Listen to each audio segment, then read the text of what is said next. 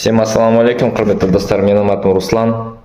Мен сізді жұмысқа шақырғым келіп тұр. Это Волгоградская область, город Волжский. Мында теплицада жұмыс істеу керек. Бәрі бар. Общежитие, жилье, питание трехразовое. Бір айда 2 раз зарплата төленеді. Мында жұмыс істеу жүр, бәрі официально, поэтому сізді жұмысқа шақырамыз. Бәрі Аллаға шүкір мында жақсы. Соғыс мында жоқ. Тишина. Фотографии сіз, наверное, уже көрдіңіз.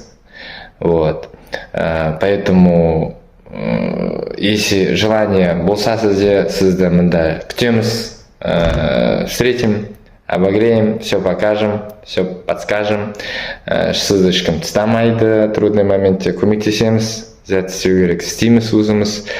Вот. Так что сізді біздің большой командаға күтіп жатырмыз. Всех обнял.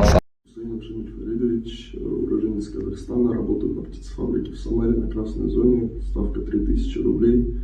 Работать можно, все условия есть, проживание, все нормально. Приезжайте, работайте.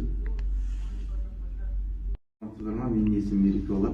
Мен Самарының птицефабрикасында жұмыс істеймін. Жұмыс істеп жатқаныма 2 жұма болды. Айлығын жақсы төлейді, уақытылы айырламай. Общежитиесінің обеспечение бар, тамағын береді.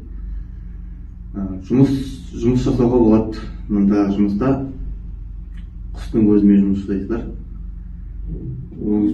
Келіңдер жұмыс істеуге.